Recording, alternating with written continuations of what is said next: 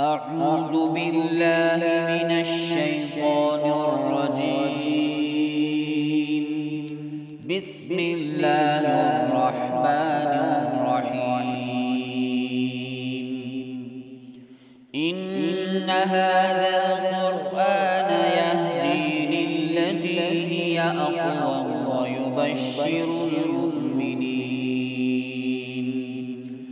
ويبشر المؤمنين الذين يعملون الصالحات أن لهم أجرا كبيرا، وأن الذين لا يؤمنون بالآخرة أعتدنا لهم عذابا أليما.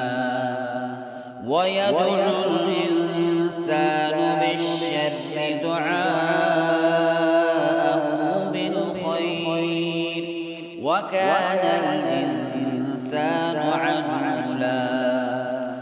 وجعلنا الليل والنهار آيتين فمحونا آية الليل وجعلنا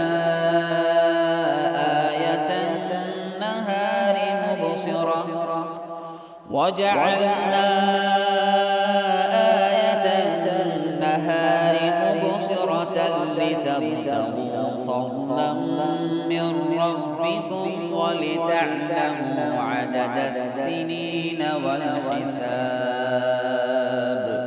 وكل شيء فصلناه تفصيلا.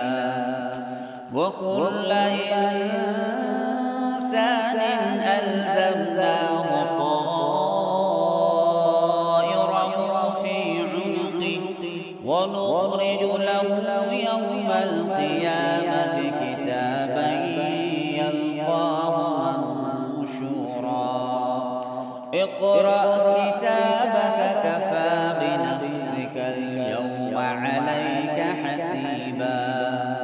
من اهتدى فإنما يهتدي لنفسه، ومن ضل فإنما يضل عليها، ولا تزر وازرة وزر أخرى، وما كنا معذبين حتى